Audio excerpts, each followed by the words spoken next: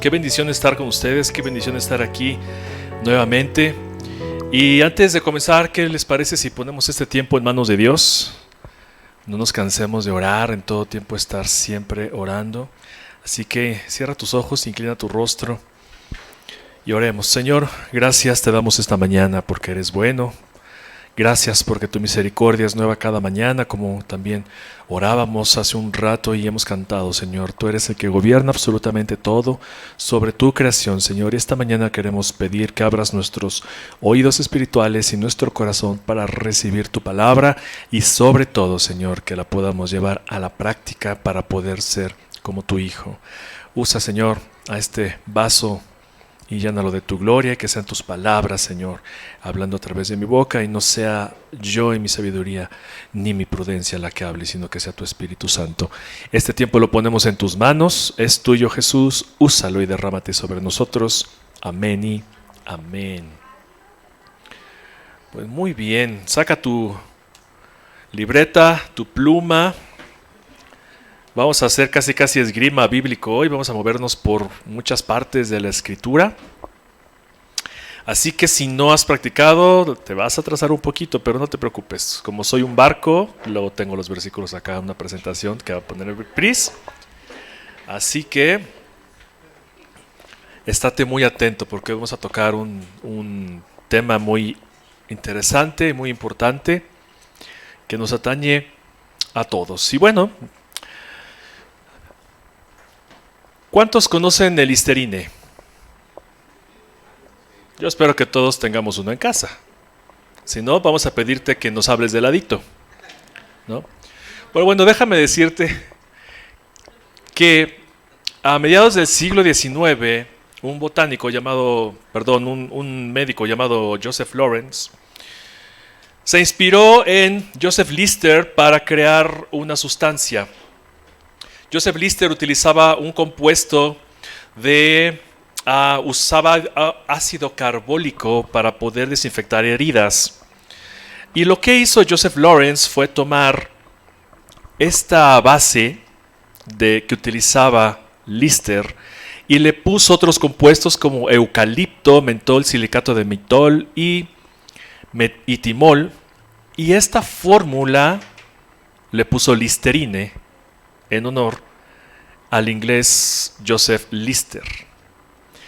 Esta sustancia se vendía como una cura para la gonorrea en el siglo XIX y hasta líquido para limpiar pisos. Imagínate que hoy tomes el Fabuloso y hagas unas gárgaras con el Fabuloso y al mismo tiempo lo utilices para limpiar el piso, ¿no? Sin embargo, no se vendía mucho este producto en el mercado. Así que hasta 1895 los cirujanos dentistas, que estaba muy incipiente la odontología todavía en esos años, tomaron esta sustancia y la empezaron a aplicar en boca y se dieron cuenta que tenía muy buenos resultados. Así que Joseph Lawrence tomó su producto nuevamente y lo enfocó hacia la odontología. Y hoy por hoy se utiliza para combatir el mal aliento, la halitosis crónica y para que tengas más limpieza en tu boca. Así que como ven, el propósito de la sustancia original de Lister, que era desinfección de heridas, terminó teniendo otro propósito al final de unos años. Bueno, muchos casos hay así. Otro de ellos, por ejemplo, es esta situación que les voy a platicar. En la época del emperador Napoleón, él buscaba un método, Napoleón, que todas sus tropas se pudieran comunicar en la noche sin que supiera el enemigo. Una comunicación silenciosa. Sabemos que en la guerra las tropas ocupan posiciones estratégicas y utilizan el factor sorpresa, ¿cierto? Porque si escuchan algún ruido, el enemigo puede saber dónde está y bueno, se acaba el factor sorpresa y es un factor decisivo para ganar batallas. Así que Napoleón quería que todas sus tropas estuvieran comunicadas en la noche sin que hicieran ruido.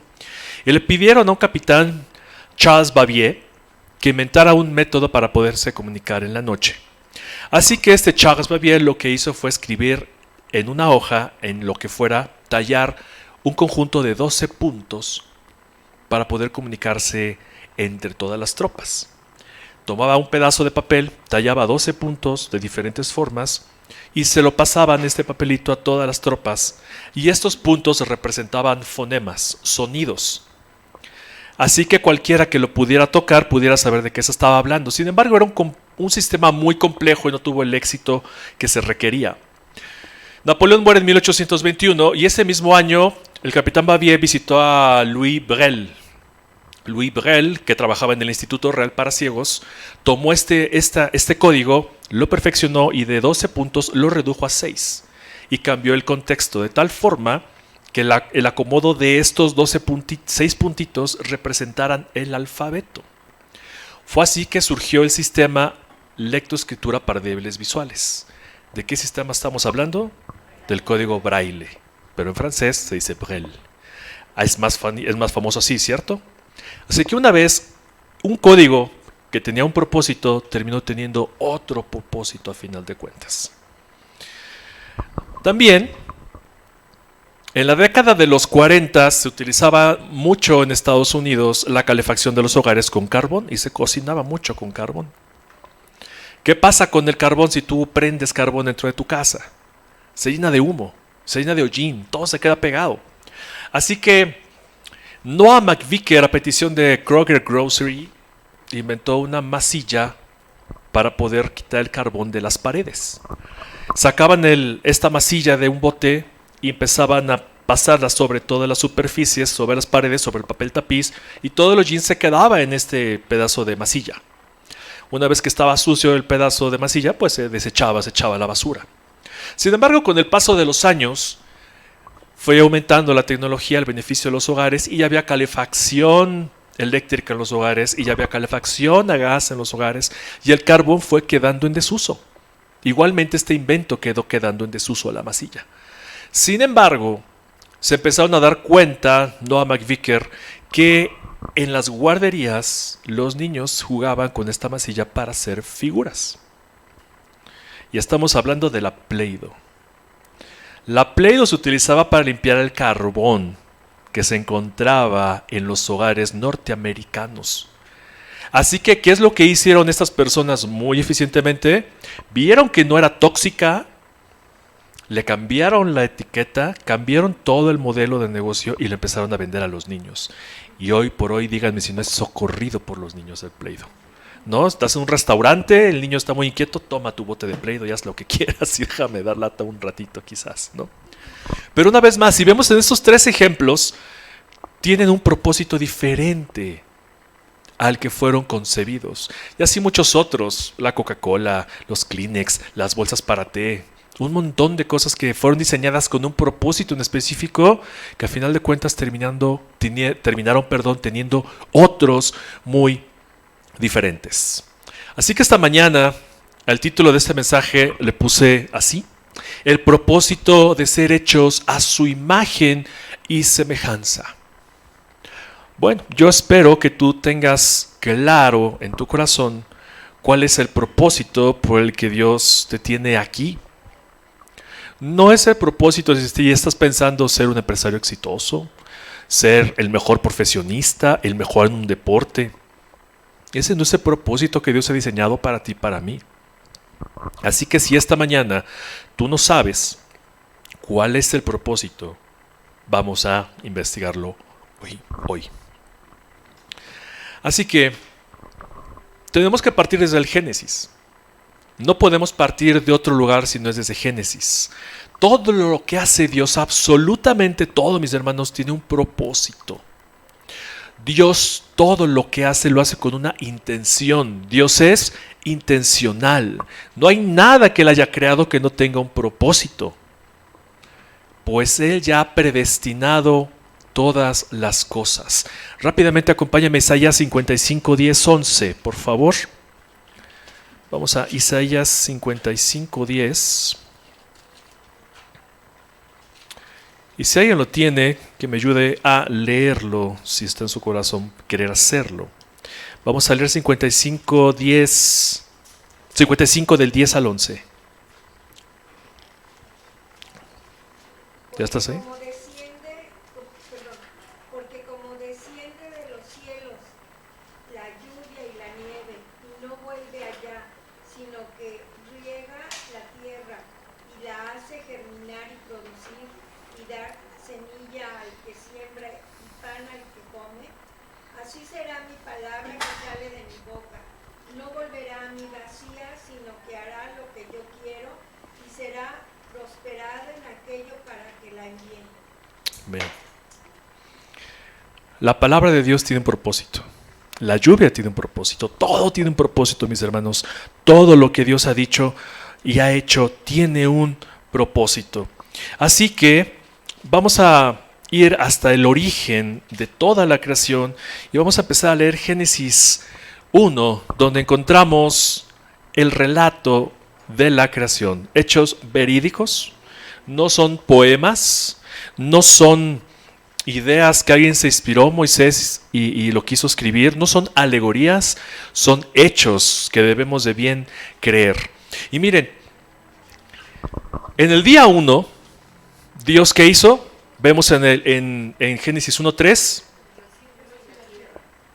Dios dijo, sea la luz, y fue la luz. 1:3. Así que en el día 1 Dios hizo la luz. En el día 2, Génesis 1:6, dice que Dios crea el firmamento y separa ¿qué? Las aguas. Día 3, Génesis 1:9, aparece la tierra, se juntan las aguas y se produce hierba verde y árboles ¿qué? Frutales. Día 4, se crea el sol, la luna y las estrellas. Génesis 1:14. Sáltate al 20. Día 5. Se crea la vida marina y aves en los cielos. Sáltate al 24. Se crean en el día 6 los animales terrestres y el hombre. El séptimo día Dios reposó. Reposó no significa que descansó, sino que más bien se sentó a contemplar la maravilla de la creación. Si pueden notar algo en todos estos versículos, encontramos que al inicio dice, y dijo Dios, ¿cierto? En el verso 3. Encontramos en el versículo 6, luego Dios dijo, ¿cierto? Génesis 1:9, dijo también Dios. Vamos al día 4, Génesis 1:14, dijo luego Dios. Vamos al 20, dijo Dios. Vamos al 24, luego dijo Dios. Y al 26 también dice, entonces dijo Dios. Dios todo lo creó con el poder de su boca. Y acabamos de leer en Isaías 55 que la palabra de Dios, la que Él mandó, hará el propósito y cumplirá el propósito para lo cual Él la mandó. Bueno, pero entonces, ¿para qué hizo Dios al hombre? Ustedes pueden decir, bueno, pues para predicar el evangelio, cumplir la gran comisión, eso es cierto, es verdad. Pero va un poco más allá de eso. Así que para que podamos entender hoy cuál es el propósito de que tú estés aquí sentado, tenemos que analizar el Génesis. Tenemos que empezar desde ahí. Entonces, ¿para qué hizo Dios al hombre? Hemos dejado claro que Dios es intencional en todas las cosas, ¿cierto? Dios todo lo que hace tiene un propósito. Encontramos que cuando Dios hizo la luz en el día 1, la luz sirvió para separar ¿qué? La oscuridad de las tinieblas, para marcar el día y la noche. Ve, el firmamento en el día 2 lo hizo ¿para qué? Para albergar aves y crear la atmósfera. Si no hubiera atmósfera, no habría vida, ¿cierto? Después vemos en el día 3 que separó las aguas para formar ¿qué? Mares. La tierra que produzca frutos según su género y hierba verde. Después encontramos que en el día 4 Dios hizo los astros para marcar las estaciones y Dios nos da señales para que podamos cumplir y medir el tiempo, El sol que señorea en el día y la luna en la noche. Y así podemos contar los días. Nos dio la medición del tiempo. Siento que Dios es atemporal. Nos dio a nosotros una forma de poder medir las estaciones y los tiempos. En el día 5 hizo Dios las aves. ¿Para qué? Para que surcaran los cielos, para que haya vida en las aguas, que servirían de alimento a quienes, a las aves también y a otros peces. Y que los árboles fructifiquen y se multipliquen. Y que los peces llenen los mares y las aves los cielos. Verso 22. Y por último, el día sexto, los animales terrestres iban ¿a qué? A llenar la tierra, y posteriormente, tras la caída, todos los animales servirían de alimento a el hombre. Bueno, y por último, Dios hizo a Adán y a Eva, al hombre. El hombre es la corona de la creación. Dios creó todo perfecto, pero coronó a la creación con el hombre. Ahora, no es para que te la creas tanto. Dios Dios dio una responsabilidad sobre todo esto. Así que vamos a meternos un poquito más a Génesis 1.26. Génesis 1.26 dice, hagamos al hombre a nuestra imagen, y subraya imagen, conforme a nuestra semejanza, y subraya también semejanza. Punto y coma, ese punto y coma es súper importante. Y ejerza dominio sobre los peces del mar, sobre las aves de los cielos, sobre los ganados, sobre toda la tierra y sobre todo reptil que se arrastra sobre la tierra. Si Dios no hubiera creado primero los cielos, no hubiera separado las aguas, no hubiera creado la atmósfera, no hubiera puesto el sol, no hubiera puesto las estrellas, si Dios no hubiera preparado la creación, no hubiera podido haber tierra seca donde hubiera animales. No hubiera separado las aguas y no hubiera podido haber peces. Si no se hubieran separado las aguas de los cielos, entonces no hubiera podido haber atmósfera, no hubiera podido vivir los demás animales y no hubieran podido anidar las aves en los árboles tampoco. Dios es intencional en todo lo que hace. Y vamos a pasarnos a Génesis 28.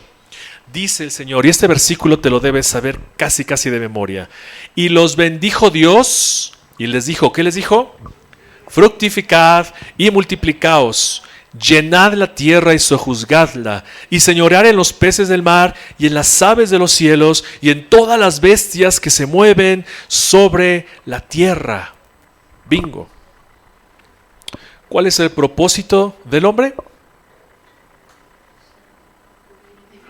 Fructificad, multiplicad, llenad la tierra y sojuzgarla. Se oye fácil, ¿verdad? Se oye fácil.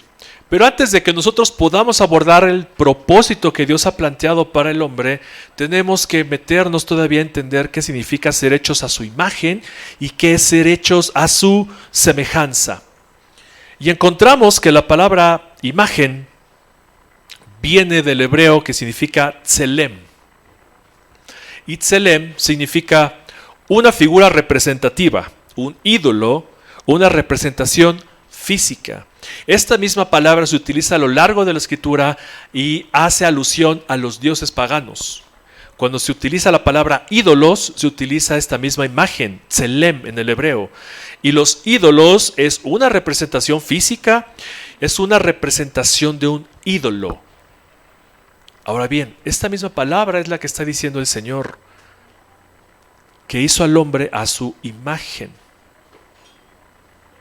Pero entonces, ¿Dios está en contra de la idolatría?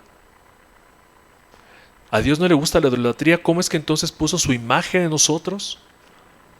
Vamos para allá ahorita. Y la palabra semejanza viene del hebreo, significa demut, del hebreo demut, y significa figura, parecido o modelo. De estas dos palabras, imagen y semejanza, es que depende todo el valor del hombre en la creación. El valor de un hombre no lo determina su color de piel, la nación donde nació, el idioma, no lo determina las habilidades, los dones, los talentos, la capacidad económica, ni siquiera su nivel espiritual, que algunos dicen por ahí. No, mis hermanos, eso no lo determina el hombre. El valor del hombre está intrínseco en ser la imagen y la semejanza de Dios. Ser imagen de Dios es ser una creación única. Sí, somos únicos. Si ves absolutamente toda la creación, ni los árboles, ni los perros, ni las flores más bellas, ni las aves, ni los peces, absolutamente nada tiene la imagen de Dios. Mucho menos su semejanza. Nada. Así que cuando hablamos nosotros de que somos hechos a imagen y semejanza de Dios, podemos ver que el propósito del hombre es que seamos representantes de Dios en la tierra. A esto se refiere que fuimos hechos a su imagen. Vimos que Selem, imagen, significa representación física. Así que nosotros, toda la humanidad, tú y yo, y aún aquellos incrédulos, somos, y era el propósito original de Dios, ser representantes de Dios en la tierra. Dios creó absolutamente todo para sojuzgarla, para gobernar la creación. Dios lo puede hacer, sí. Dios podía gobernar, o más bien Dios gobierna la creación, pero esa responsabilidad se la delegó al hombre al haberlo hecho a su imagen. Tú, Adán y Eva, dice el Señor, parafraseando, vas a representarme y vas a gobernar sobre toda la creación, sobre los peces, sobre los animales, sobre toda cosa viva. El hombre tenía esa responsabilidad. Así que el Señor nos hizo representantes suyos en la tierra para gobernar sobre toda la creación. Es ahí cuando hablamos de semejanza. Si me van siguiendo entonces, la palabra imagen significa ser una representación física. Somos representación física ¿de quién? De Dios. Y cuando fuimos hechos a su semejanza, significa que tenemos una figura o un parecido y que Dios es el modelo. ¿A qué nos referimos entonces a que Él es el modelo? Significa que cuando hablamos de este modelo es que Él es el modelo y que comparte ciertos atributos con nosotros. Comparte el atributo de la misericordia, del amor, de la sabiduría, de la paciencia, de la inteligencia, de ser compasivos, de ser justos, de ser santos. Y si vinieron al discipulado cuando vimos los atributos de Dios, vemos que hay atributos comunicables y otros que no son comunicables. Un atributo no comunicable de Dios, ¿cuál sería? La omnipresencia. Solamente Dios es omnipresente. ¿Cuál otro sería? La omnisciencia, la omnipotencia. Son atributos que Dios no comparte con nosotros, pero hay otros que sí. Amor, misericordia, perdón. Estos son atributos comunicables de Dios. Así que cuando decimos semejanza, es porque Dios es nuestro modelo en justicia, en rectitud, y esas mismas cualidades se las dio ¿a quién? A Adán y a Eva cuando creó al hombre en la tierra. ¿Me van siguiendo? Estas dos cosas, mis hermanos, las tenemos que tener en mente. ¿Para qué? Para tomar decisiones sabias, para juzgar con justo juicio y reflejar su carácter. Así que el propósito original de Dios cuando creó al hombre era gobernar sobre la creación de una manera justa, sabia y piadosamente. Ese era el propósito de Dios cuando creó a Adán y Eva. Ahora bien, dijo el Señor, hagamos al hombre a nuestra imagen, conforme a nuestra semejanza. Así como Adán y Eva, nuestros primeros padres, heredan, por decirlo así, estas cualidades de Dios, los hijos de Adán y Eva también heredaban esta cualidad, hechos a su imagen y semejanza. Vamos a Génesis 5:3, por favor, para entender de lo que estoy hablando. Génesis 5:3 dice: y vivió Adán 130 años y engendró un hijo a su imagen, a su semejanza, conforme a su imagen, y llamó su nombre Set. Set significa reemplazo. Cuando Caín mató a Abel, Dios después le permitió a Adán y Eva que concibieran un nuevo niño, y es Set. Y de Set vienen todas las generaciones de la tierra, también de Caín, pero Cristo viene de la generación de Set, significa sustituto. Así que como ven en el verso 3, los hijos de Adán y Eva también dice que ¿qué? Que los hizo a su imagen conforme a su semejanza. Y eso, mis hermanos, se sigue cumpliendo hoy en día. Si tú tienes hijos, tus hijos heredan la imagen y la semejanza de sus padres.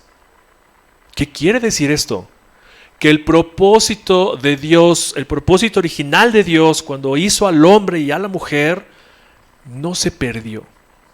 No se ha perdido. Vimos el caso del Listerine, ¿cierto? Que empezó siendo una cosa y terminó siendo otra. Vimos el caso de la Play-Doh, que era una cosa y terminó siendo otra. Vimos el caso también del código Braille, que empezó como una cosa y terminó siendo otra. Pero el propósito de Dios, mis hermanos, no se borra, no cambia. El propósito de Dios sigue vigente hoy en tu vida y en mi vida. Porque somos hechos a imagen y semejanza de Dios. ¿Para qué? Para ser representantes ¿de quién? De Dios en la tierra. ¿Y para gobernar con qué? Con justicia. Porque Él es el modelo. Si Él es el modelo, entonces tenemos que ser modelados como Él. Génesis 1:28, que dice: fructificad, multiplicaos, llenad la tierra y sojuzgarla. Hemos visto en varones, y espero que sí se acuerden varones, cuando vimos lo que era fructificar. Y en resumidas cuentas, cuando hablamos de fructificar es porque nos estamos refiriendo a producir algo, que debemos de trabajar y esforzarnos y recoger ese fruto, ¿sí? Ser productivos. Y entendemos que Adán y Eva iban a producir los mejores frutos del Edén, porque no había corrupción antes de Génesis 3. ¿Cuánto tiempo pasó desde la creación del hombre hasta la caída en Génesis 3? No lo sabemos. La palabra no nos dice, pero les aseguro que no fue de un día para el otro. Tan es así que a Adán le dio tiempo de nombrar a todos los animales de la tierra, y fue entonces que se dio cuenta Adán que no había ayuda idónea para él. Yo no creo que lo haya hecho en una tarde. ¿Cuánto tiempo se habrá tardado? No lo sé. Pero la caída del hombre no vino inmediatamente después de su creación. Pasó bastante tiempo. Y después tuvo bastante tiempo porque Adán lo que hizo fue instruir a su mujer. Porque Dios creó primero al hombre. Y cuando le entrega a Eva, Dios previamente le había entregado a Adán todo lo que tenía que hacer. ¿Qué es lo que tiene que hacer en el huerto? Adán no tenía que esforzarse. Porque dice en Génesis 2, de todo árbol puedes comer, menos del árbol de la ciencia del bien y del mal. El día que de él comieres ciertamente morirás. Así que el hombre y la mujer solo tenían que pasar por el huerto, tomar un fruto y comer. No tenía que labrar la tierra. Absolutamente no. Qué maravillosa vida. Más allá de eso, qué maravilla tener y poder ver a Dios cara a cara, simbólicamente hablando. Que Dios se paseaba sobre todo el huerto y el hombre tenía una convivencia íntima con Dios todo el tiempo. Pero el hombre cae y peca. Así que cuando Dios le dio esta responsabilidad al hombre, el hombre iba a administrar todo el huerto. Todo el huerto lo iba a administrar. Iba a cuidar todos los animales. En aquel tiempo, cuando ponemos especial atención ahí en Génesis 2, vamos a encontrar que el hombre y la mujer eran vegetarianos. El hombre y la mujer no comían carne, porque le dice: de todo fruto y de toda hierba verde comerás.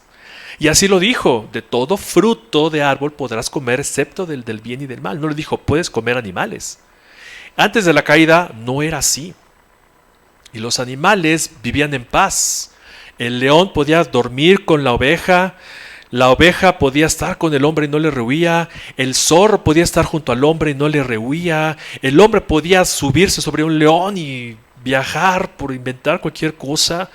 Lo que quiero decir, mis hermanos, es que no había temor de los animales hacia el hombre. ¿Por qué?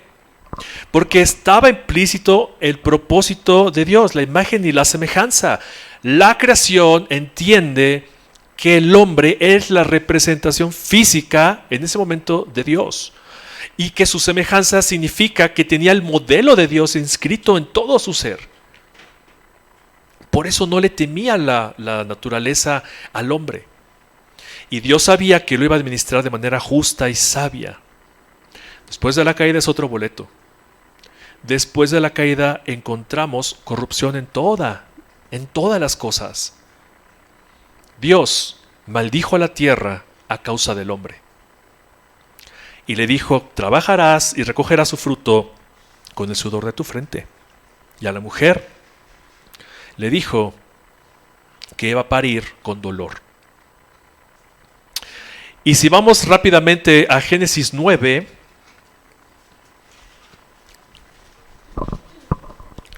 vamos a ver cómo es que cambiaron absolutamente todas las cosas. En Génesis 9 ya había pasado el diluvio. Y en este momento ya había salido Noé del arca. Y el verso 1 dice, bendijo Dios a Noé y a sus hijos y les dijo, fíjense, fructificad, multiplicaos y llenad la tierra. ¿Cuántas cosas le dijo? 3. Fructificad, multiplicaos, llenad la tierra. Pero Adán y Eva, ¿qué les dijo? Fructificad, multiplicad, llenad la tierra y sojuzgarla. Sojuzgar en el hebreo, en el original, es gobernar justamente.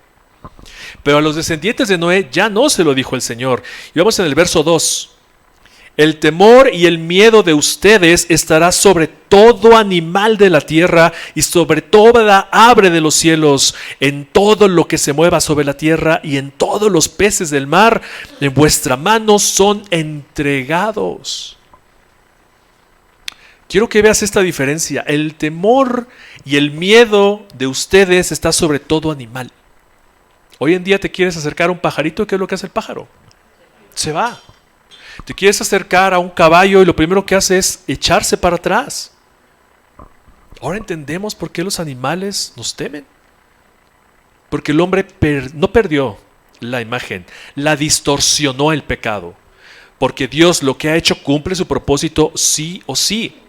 Y en este momento, verso 3 dice, todo lo que se mueve y vive os será para mantenimiento. Es decir, en este momento el Señor quitó la restricción de que solo iban a comer frutas y hierba y ahora sí le dio al hombre la alternativa de poder comer todo animal que se mueve. Así como legumbres, plantas verdes, os lo he dado todo. El propósito original de Dios no era que comiéramos animales. Pero tras la caída, esto sucedió.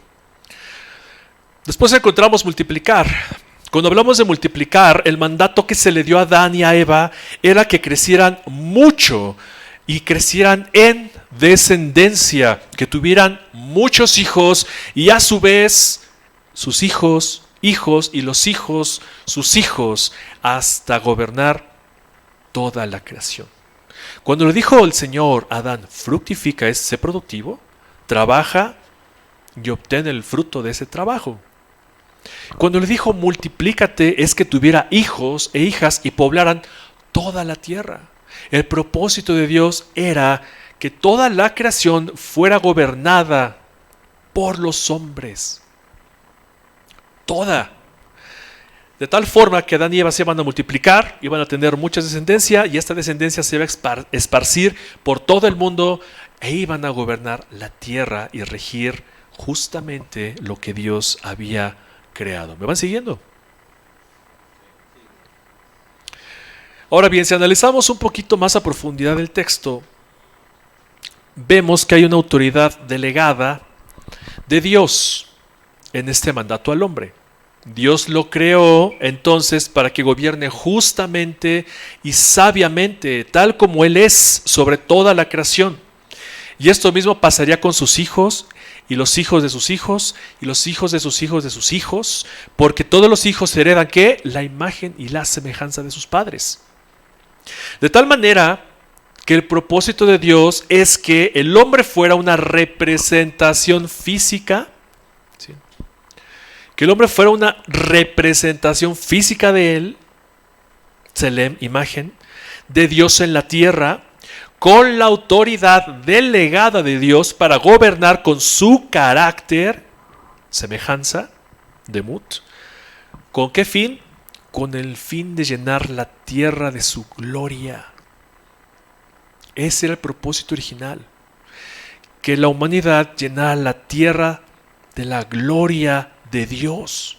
Porque el hombre fue hecho a su imagen y su semejanza. Toda la humanidad, mis hermanos, toda, aún hoy, los incrédulos, todos tienen la imagen y la semejanza de Dios. Una imagen distorsionada, pero que no se ha perdido. Eso es bien importante resaltarlo. No se perdió, solo está distorsionada.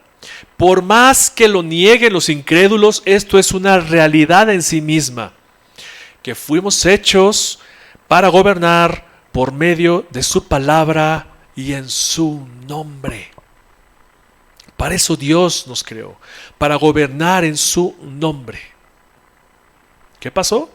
Que distorsionamos todo.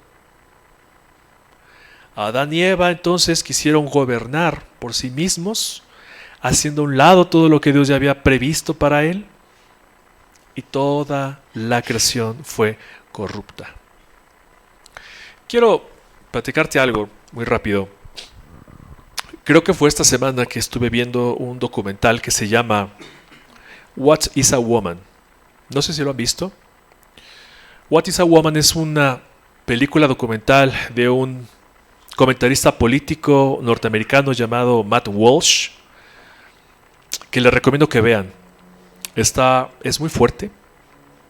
No lo vean con sus hijos pequeños, excepto que sean adolescentes. Y cuando terminé de verlo, le decía a mi esposa, me puse a llorar. No exagero con lo que estoy diciendo. What is a woman? ¿Qué es una mujer? Lo que hace Matt Walsh en esta película documental es preguntarle a diferentes personas expertas en el ramo, psicólogos, maestros, sexólogos, terapeutas, doctores en todas estas teorías, en sus sociólogos, políticos, médicos. Les pregunta a todos, ¿qué es una mujer? Yo te quiero preguntar, ¿qué es una mujer? ¿Alguien me puede decir qué es una mujer? Una creación, una ayuda idónea. ¿Qué es una mujer? Vaso frágil. Y claro, o sea, exacto. Nosotros podemos responder claramente qué es una mujer. O sea, en nosotros no hay conflicto. Podemos responder bíblicamente, ¿cierto? Una mujer es la ayuda idónea del hombre. Una mujer es capaz de dar vida, tiene este don hermoso de poder procrear y tiene estas capacidades increíbles de poder guiar a un hombre, no porque ella vaya al frente, sino poder orientarlo, impulsarlo y levantarlo. Tú y yo entendemos hoy que es una mujer. Sin embargo, todas estas personas a las que Matt Walsh viajó a través de Estados Unidos no pudieron responder esta pregunta. Sencillamente no pudieron. Le pregunta a transexuales, ¿qué es una mujer? Unas mujeres transgénero. Y les dice, dime qué es una mujer. Y responden, yo no podría decírtelo, solo las que son verdaderamente mujeres lo pueden responder. Pero tú eres una mujer.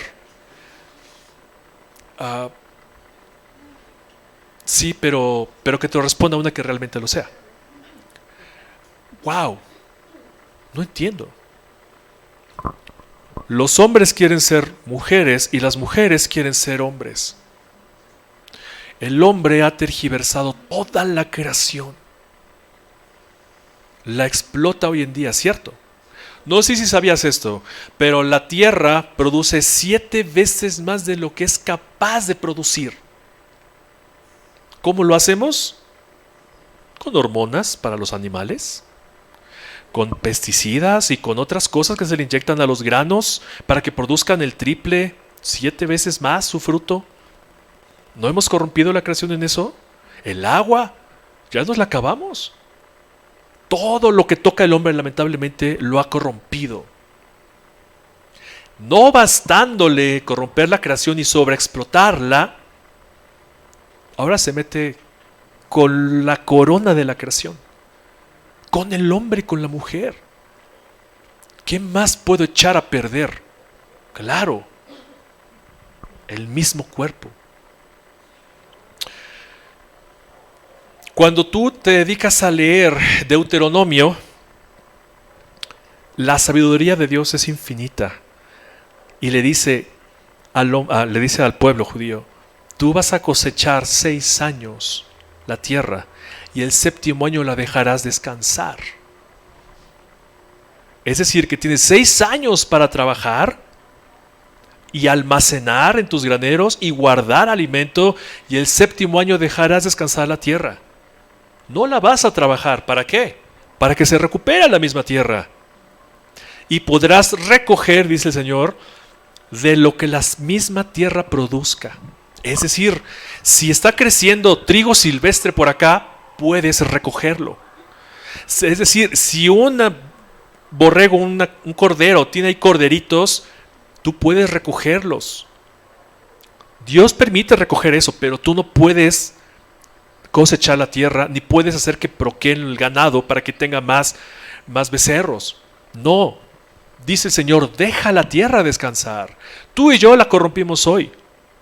Tú y yo no la estamos explotando y ahora vamos por nosotros mismos. Hace un par de años, no sé si recuerdas, había este boom de que los adultos, había una persona que es transespecie. Me siento gato, trátame como gato. Me siento perro, trátame como perro. Y hay videos, no estoy exagerando, y de verdad suena chiste, pero es muy alarmante esto. Trátame como perro, y personas que se deforman el físico para parecer un perro. Eso es meterse con la creación de Dios. Es increíble. Dices, ok, me quiero parecer un perro. No le hace daño a nadie. No te hace daño nada a ti. Le hace daño al Señor y Dios de la creación. Es increíble cómo llegamos a distorsionar lo que Dios ha creado. Ya, ok, ya están las transespecies por ahí. Ok, ya. No, ahora soy transexual.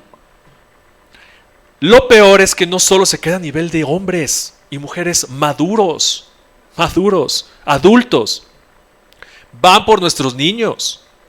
Y eso es, perdonen la palabra, la maldita ideología de género. Son doctrinas de demonios. No es otra cosa.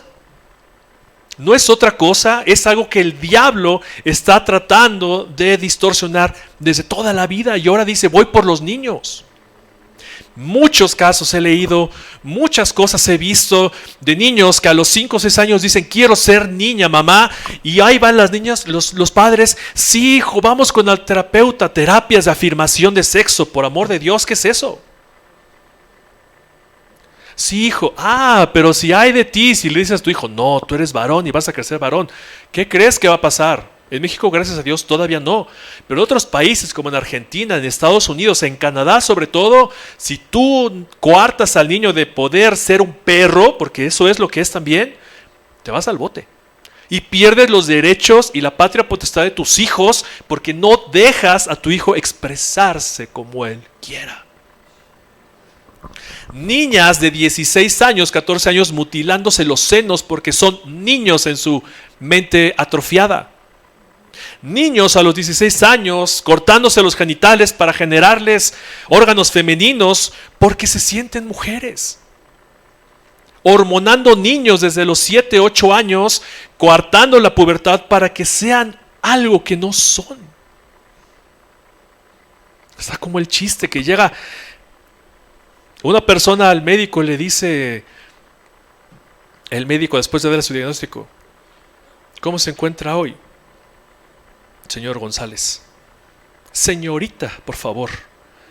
Ok, discúlpeme, señorita González, temo decirle que tiene cáncer de próstata. Todo tu ser, cada célula de tu cuerpo grita hombre o mujer, varón o hembra. En 200 años que desentierren tus huesos y se analicen tus huesos, va a decir, este era un hombre y este era una mujer. No van a decir, este era un niño transespecie, este era una niña con cuerpo de varón. No, Dios hizo las cosas claras con un propósito. El propósito de Dios en la creación se va a cumplir sí o sí. Dios es fiel a su palabra. ¿Cuántos creen esto? Eso se va a cumplir. ¿Y qué estamos haciendo tú y yo? Véanla para que vean lo que está pasando en el mundo. Tómense un tiempito, dura como 1 hora y media. Así que saquen las palomitas y échense un clavado. Voy a apurar. Después de la caída en Génesis 3, entonces, el hombre rechazó el privilegio de gobernar la creación. Rechazó este privilegio de gobernar la creación y decidieron gobernar la tierra por su propia mano, influenciados por la serpiente. Querían ser ellos quienes decidieran qué es lo correcto y lo malo. Hasta la fecha, nos sentimos capaces de decidir qué es lo correcto y lo malo. ¿Qué pasó? Todo el mundo lo sabemos. Dios expulsó a Adán y Eva del Edén y trajo consigo pecado, corrupción y una distorsión a la imagen de Dios, mas esta imagen de Dios, insisto, no fue erradicada. Vamos a Génesis 5:1-3, por favor. Voy a ir más rapidito, porque si no, no me va a alcanzar el tiempo. Génesis 5:1-3 dice, y vivió Adán 130 años y engendró un hijo a su imagen, conforme a su imagen y semejanza, y llamó su nombre Set. Los hijos de los hombres siguen heredando esta imagen. Vamos a Génesis 9:1-7, ya lo leímos, pero nuevamente. Y bendijo Dios a Noé y les dijo, fructificad y multiplicaos y llenad la tierra, sojuzgadla. Ya no le dijo sojuzgar la tierra, porque la imagen del Dios ya estaba distorsionada, ya no podía gobernar con justo juicio como originalmente era. Vamos a brincarnos al verso 5, dice, porque ciertamente demandaré la sangre de vuestras vidas, de mano de todo animal la demandaré, y de mano del hombre, de mano de varón su hermano, demandaré la vida del hombre. El que derramare sangre de hombre por hombre, su sangre será derramada, porque a imagen de Dios es hecho el hombre. Dios está reafirmando, a pesar de la caída, su imagen y su semejanza no se ha perdido. Está simplemente, ¿qué? Distorsionada. Santiago 3, 8, 9. Vamos ahí adelantito. Más adelante. Santiago 3, 8, 9.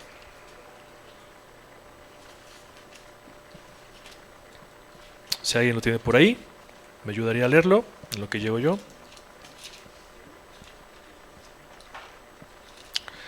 Santiago 3, 8 y 9 dice, pero ningún hombre puede domar la lengua, que es un mal que no puede ser refrenado, llena de veneno mortal. Con ella bendecimos al Dios y Padre, y con ella maldecimos a los hombres que están hechos a la semejanza de Dios. Santiago está reafirmando también que el hombre fue hecho imagen y semejanza de Dios. Aún hoy, todos los incrédulos siguen siendo portadores de la imagen y la semejanza de Dios. Pero no todo está perdido, mis hermanos. No todas son malas noticias. Tras la caída, el hombre ya no pudo gobernar la creación como Dios lo había demandado, conforme al carácter y la sapiencia de Dios. Pero esto no significa una derrota para los planes de Dios. Al contrario. Como dijimos al principio, Dios es intencional en todo lo que hace y con un propósito. Y esta era la manera en la que Dios preparaba el escenario para revelarse a sí mismo por medio de la imagen de Jesucristo. Amén. Hace unos meses estábamos platicando con el pastor y yo le hacía esta pregunta. ¿Te has puesto a pensar qué pasaría si Adán y Eva nunca hubieran pecado? Y lo que platicábamos es que Dios seguirá siendo Dios, claro que sí, pero no conoceríamos tantos atributos de Él como los que conocemos hoy. Vamos a Colosenses 1, 15, 17, por favor. Colosenses 1, del 15 al 17.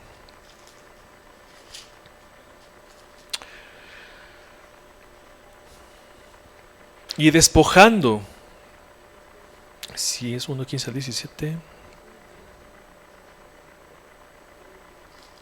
Estaba en el 2, perdón. Él es la imagen del Dios invisible, el primogénito de toda creación, Cristo, porque en Él fueron creadas, ¿qué?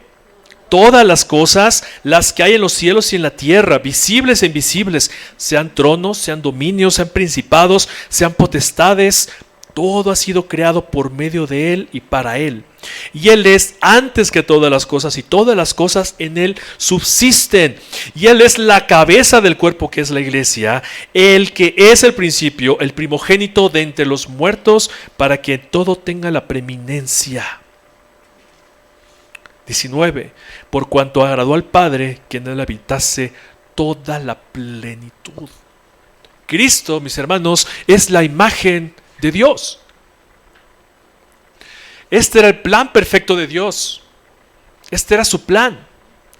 Dios sabía que precisamente se iba a corromper todo, pero tenía preparado desde antes de la fundación del mundo la venida de Cristo.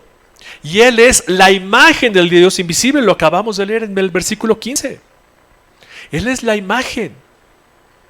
Adán era ¿qué? Alma viviente. Y Cristo es espíritu vivificante. Hebreos 1:3, allá adelantito, vamos rápido ahí.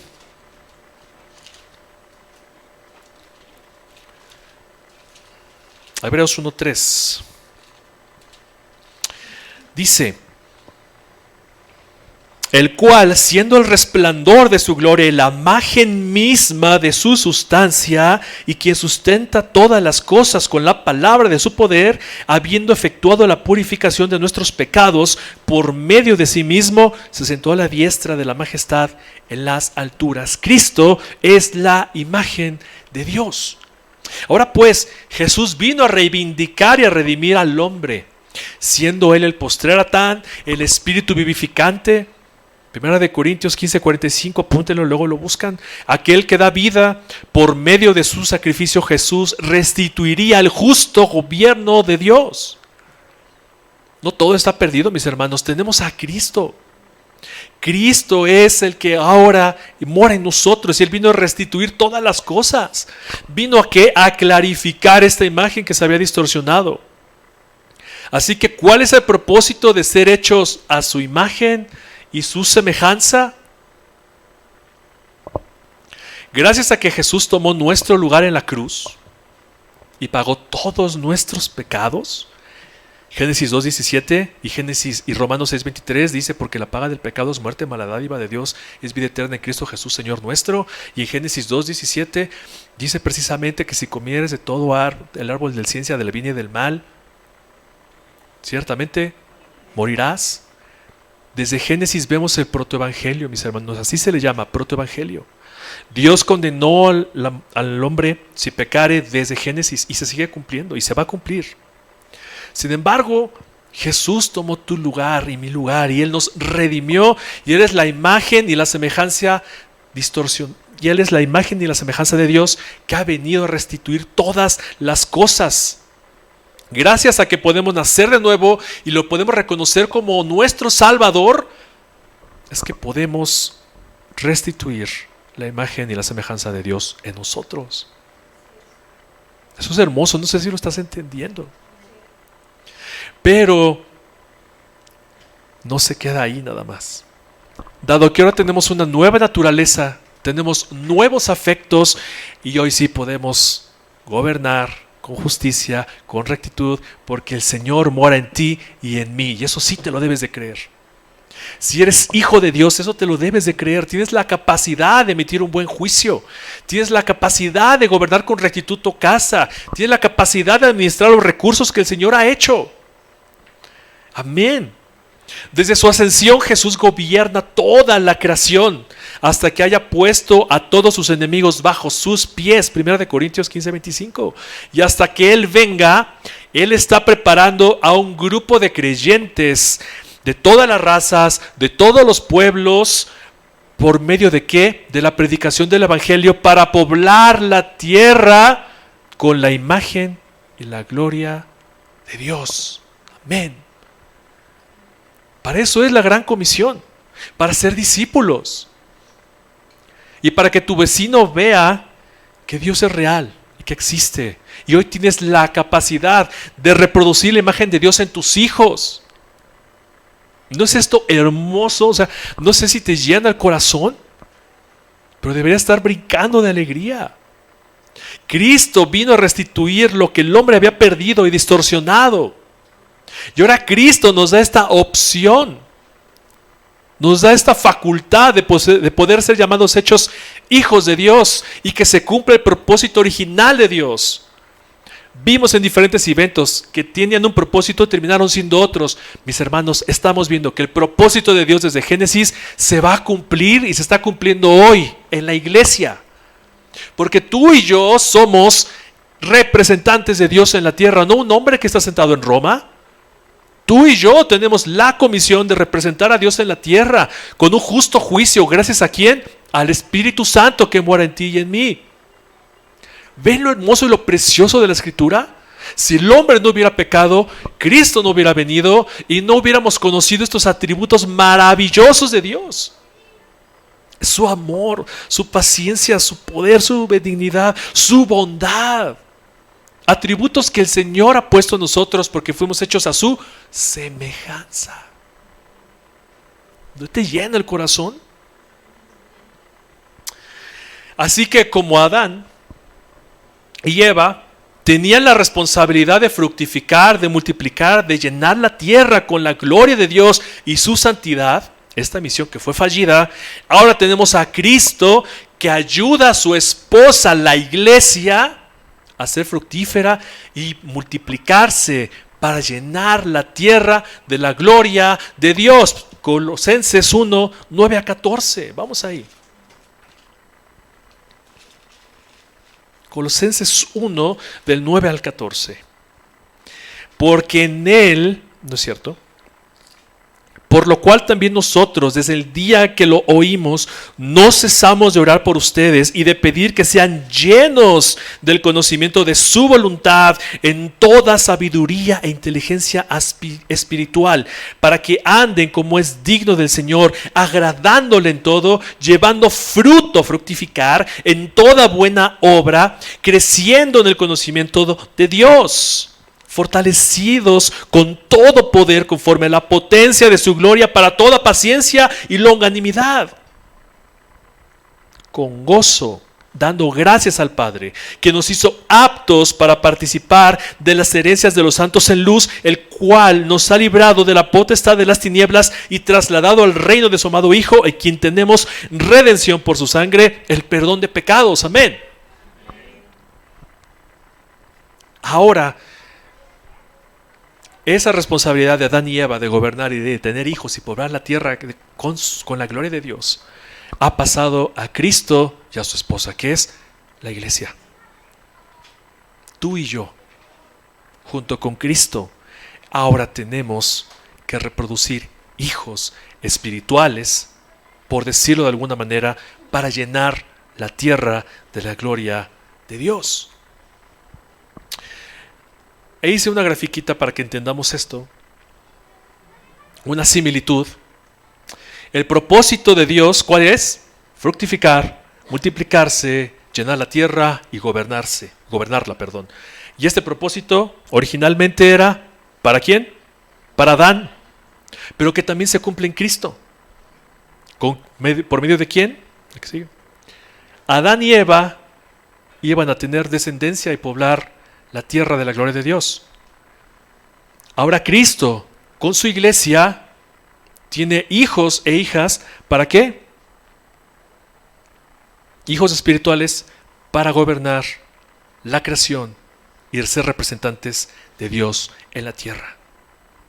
El propósito que Dios dijo desde el inicio se va a cumplir, sí o sí. Así que no sé si estás viendo ahora la gran responsabilidad que tenemos tú y yo,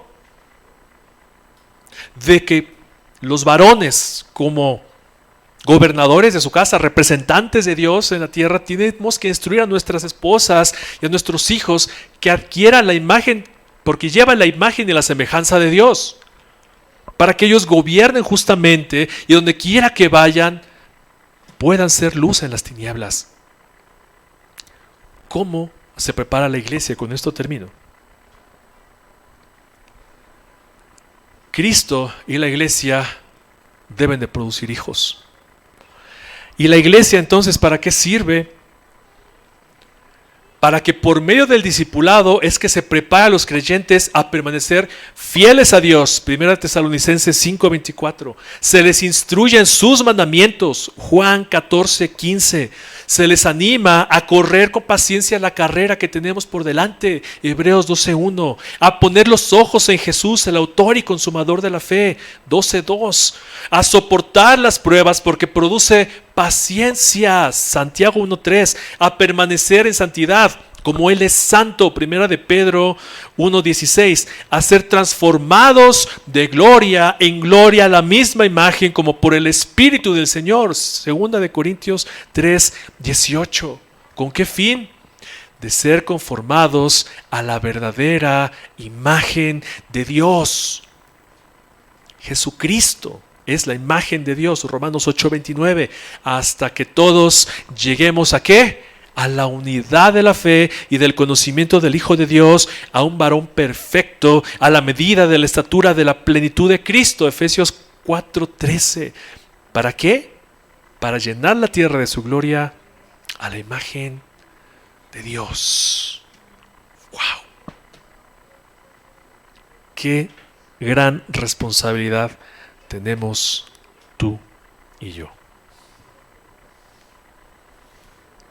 De tener hijos y guiarlos por el camino del Señor, de congregarte y que cada vez te parezcas más a la imagen de Cristo.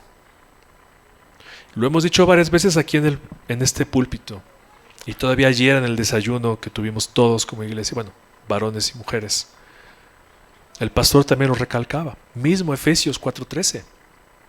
Los más beneficiados de parecerte a Cristo no eres tú. ¿Quién es? Tu hermano. Voltea a ver a tu hermano. Voltea, toma un segundo y voltea a ver a tu hermano. ¿Quién está atrás de ti? ¿Quién está al lado de ti? Ellos son los principales beneficiarios de que te parezcas más y más a Cristo.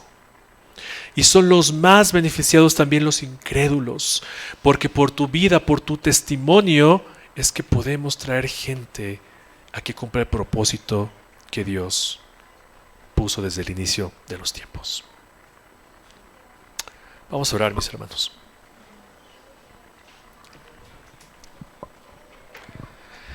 Mi Dios,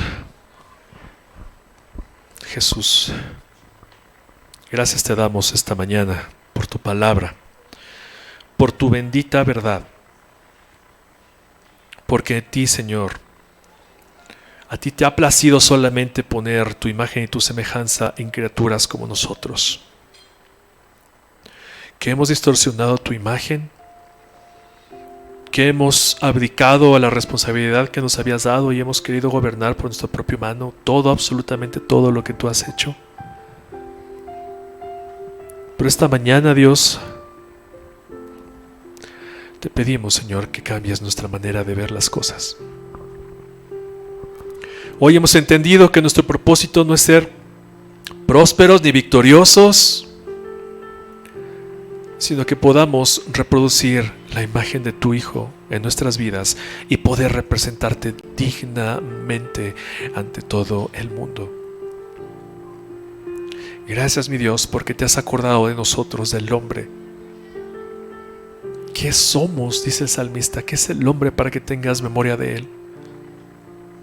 Y sin embargo has mirado a ver nuestra bajeza y has enviado a tu Hijo para que por él tengamos redención de pecados y podamos ser transformados de gloria en gloria y poder ser más parecidos a Jesús cada día. Señor, tú conoces nuestras faltas, tú conoces nuestras ofensas, tú conoces de qué pie cojeamos. Señor, revélanos aquello que necesitamos cambiar, que podamos ser cada vez más parecidos a tu Hijo, porque tú anhelas, Padre, y la creación anhela que se manifiesten tus hijos. Tú anhelas, Señor, una iglesia próspera, pero no en lo económico, sino en lo espiritual. tú anhelas hijos e hijas que sean portadores de tu imagen y tu semejanza y poder instruir a las naciones. Padre Santo, perdona nuestros pecados, perdona nuestras ofensas en el nombre de Jesús. Sabemos que tú eres fiel y justo para perdonar nuestros pecados y limpiarnos de toda maldad.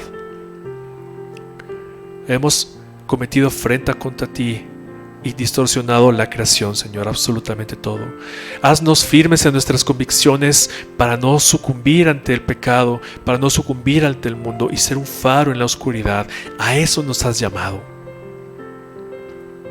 Que por medio de la transformación de nuestro carácter, de nuestro espíritu, podamos ser dignos representantes de ti en la tierra. Esto te lo pedimos y te agradecemos. En el nombre de Jesús. Amén y amén.